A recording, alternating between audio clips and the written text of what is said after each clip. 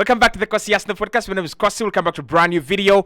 The weekend is back and Arsenal take on Leicester this Saturday. I mean, it should be light work. It should be an easy game. Obviously, Leicester City, they have their own problems this campaign already. Arsenal should be able to grab 3 points. We should be able to get back to winning ways after drawing against Man City 1-1 in a game that we almost won. But, of course, John Stones in the dying minutes of the game grabbing that late equalizer for Pep Guardiola's men. Now, the problem with this game is injuries. Should Mikel Arteta give some of the players enough time to heal? Or do we need a full house? Do we need to go strong again and just make a statement, just get back to winning ways? We have a few players that I think are half fit. Some of them are just coming back. I think Julian Timber is coming back. Ben White is just coming back as well. But we have a big one in David Raya. David Raya, for me, has been Arsenal's best performer this season. Best player, most consistent. He's giving us an edge in every competition. In the Champions League, in the Premier League. I don't think that Arsenal would have the points that we have in both competitions if it wasn't for our goalkeeper. Against Atalanta, a double save against Mario Retegui to make sure that he doesn't score that penalty, and Arsenal have a point and a clean sheet. Actually, we haven't scored any goals in the Champions League yet, but we have a point courtesy of our goalkeeper. In the Premier League, against Man City, against Aston Villa, against Brighton, he is the sole reason why Arsenal didn't lose those games and why Arsenal have managed to get a total of 5 points. And I would say against Tottenham as well, although Tottenham, I still have my problems with them in terms of creating, in terms of, breaking us down. I kind of felt like it was very, very comfortable. So Raya is injured. Who starts, right? In the middle of the week, we saw, Parker start in goal. Young goalkeeper, very good goalkeeper. But I think it's going to be Neto, in my opinion, is the one we'll see in goal against Leicester City. He's the second choice goalkeeper. That's the reason as to why we bought him. That's the reason why we sold Aaron Ramsdale and brought in a goalkeeper like Neto. In any case, last season, Raya didn't pick up any injuries. And I said that maybe Neto is not going to play any games, but you never know. And that you never know, that small percentage is now coming true. So will Neto live up to the expectation of David Raya? Listen, it's Leicester City. It should be an easy game. It should be a game Arsenal are able to control. So what kind of lineup are we going to see? Because we have so many injuries in every department. Mikel has been talking about Mikel Merino, and he says, listen, Mikel Merino will be available very soon, but not this weekend. So that could be next weekend, maybe against PSG, or even after the international break. But he will be available. That is some positive news. With Martin Odegaard, the manager said a week ago, it's going to be longer than usual. It's going to be longer than expected. Some damage was done in his ankle. So it's not going to be a full house. But whatever kind of lineup the manager goes with, I expect us to win. I expect us to beat Leicester City easily, comfortably, and get back to winning ways. So without David Raya, the big question is who starts in goal and what are we going to do? So let's get into it. I think Neto is going to be in goal. If you disagree, then these are the other options. We have Tommy Setford, we have Lucas Nigard, and we also have the goalkeeper, the young goalkeeper Parker, that actually played in midweek. But I'm going to go with Neto, the second choice goalkeeper. He's got the experience to play in the Premier League. He's been at a very, very good side. And in my opinion, I don't know, but in my opinion, Neto is the perfect backup. He's not like Ramsdale, so he's not pushing to leave, always. Obviously, Arsenal got him on loan, and that's, that's a plus, really, right? That's a plus. But I think he's a goalkeeper that can be good when you call him, when you call onto him, and a goalkeeper that's going to stay calm below the radar when your number one is in goal. So I like it. I really, really do, right?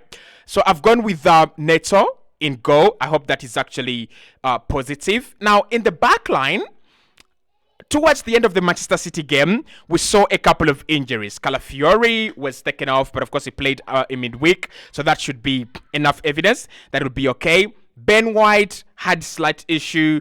Julian Timber had a slight issue as well. But the manager has said that both of them are available for selection and there shouldn't be a problem when it comes to selecting them, right? So left back, I'm going to go with Julian Timber because Ricardo Calafiori played in midweek. And this is the thing that Mikel Arteta is learning. And I don't know whether you guys are seeing it as well. But he is slowly and surely learning that you've got to rotate your side. He's slowly and surely learning that, you've got to have the ability to use your depth in the squad and also trust other players. If Ricardo Calafiori played in midweek, you will play Julian Timber at left back. If Timber plays today, probably in midweek, I'm joking, it should be Alexander Zinchenko at left back. I'm just kidding. Or Jakub Kiwior. And we have seen it now time and time again. It's early in the season, but you can see him. He's already used Calafiori. He's already used Ben White and Timber in the same position at right back. And I like it very, very much. So Julian Timber should be able to come back into that position at left back and do a great job there. Right back, it's going to be Ben White. Now, I have a theory, and I want you guys to buy my theory. But of course, I can't force you to buy my theory. So let me put it out there. You let me know. Why didn't Ben White start against Man City? This is my theory. It could be that Mikel Arteta is planning life where Julian Timber is our right back, can invert, defensively very, very astute, and very, very clear of Ben White. And then Ricardo Calafiori as our main left back. I can see that kind of evolution, but I don't want to slander. I don't want to create any kind of problems. So at the moment, I am going to leave it at that, right? At the moment, I'm going to leave it at that. Now, center back should be okay. I don't think we'll make a lot of changes. I don't think we'll make big changes. Center back should be all right. Gabriel these days is on fire.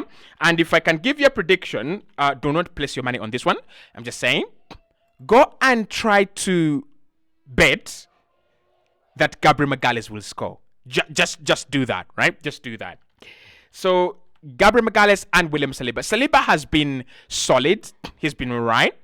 Gabriel, for me, has been the monster of the two centre backs. And I think it's because Saliba is kind of a Rolls Royce, is so calm. You never, hear those, big sounds from a Rolls Royce.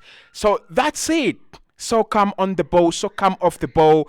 You don't have any kind of insecurities around him. I think the reason as to why we personally notice when Gabriel has a good game or a good spell is at times I expect him to have, at times I expect him to have a bad run, right? Or at least a bad game or a stinker or a mistake.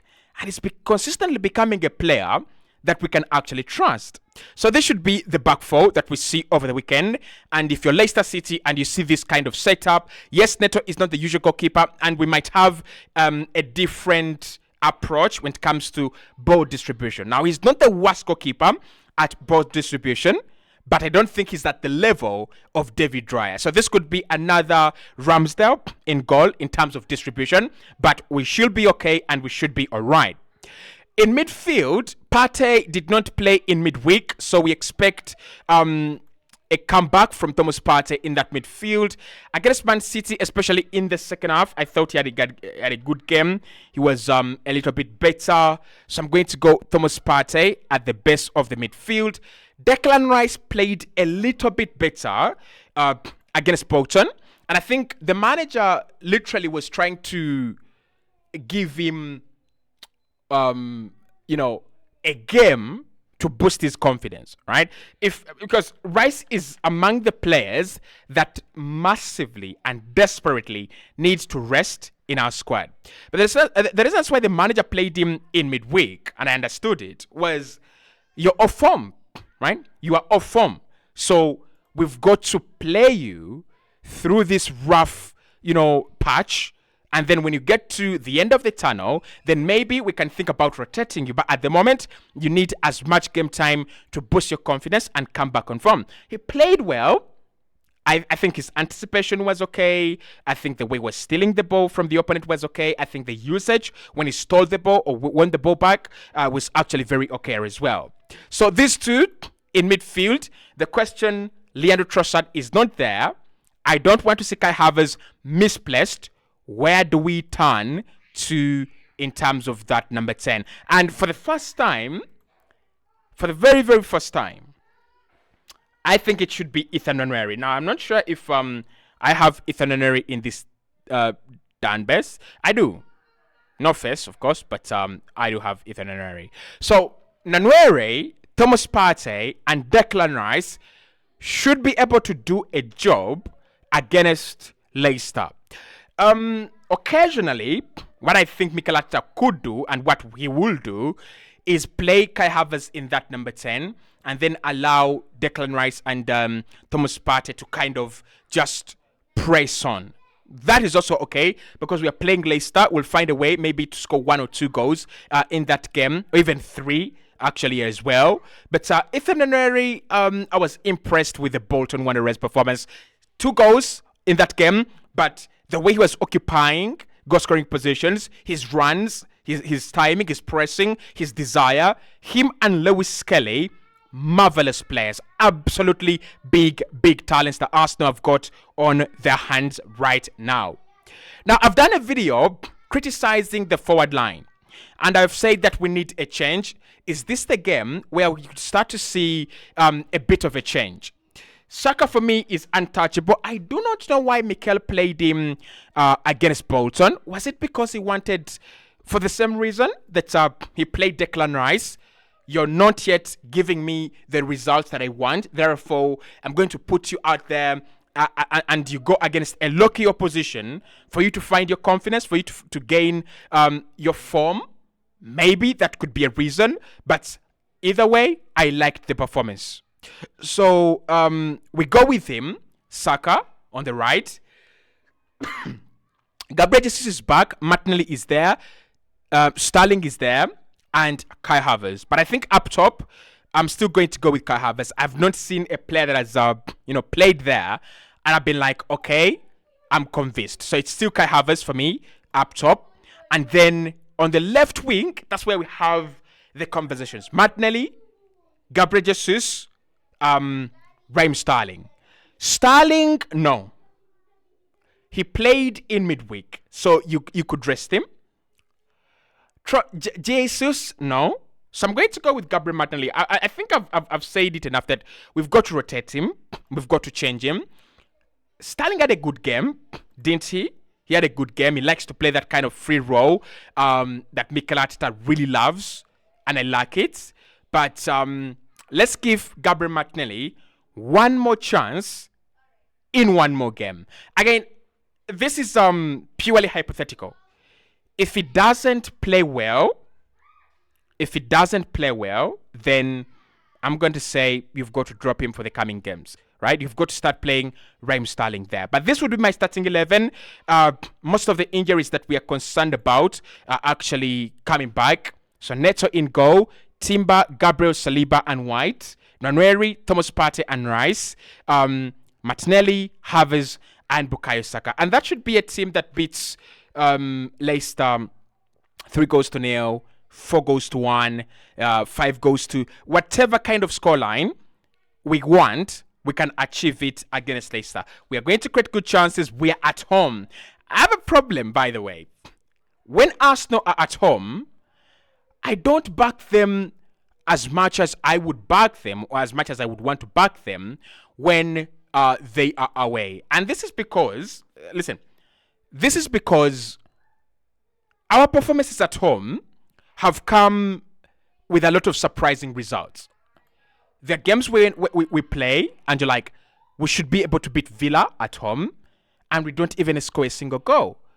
Last season, Arsenal dropped points to Villa at home, Fulham at home, and West Ham at home. Imagine, you're going against a juggernaut like Man City, and you drop points to Villa, Fulham, and West Ham at home. That's a total of 6+ points. And then you lose the title by 2 points. Did you lose because Man City were too good, or because you failed to capitalize on your home advantage? That is it. But Leicester, do not put your hopes high, guys. If you are a Leicester fan, or if you are, these kind of guys that go for big odds and you want to go into Leicester City, don't. Arsenal will win this 5 p.m. kickoff, fixture easily and comfortably.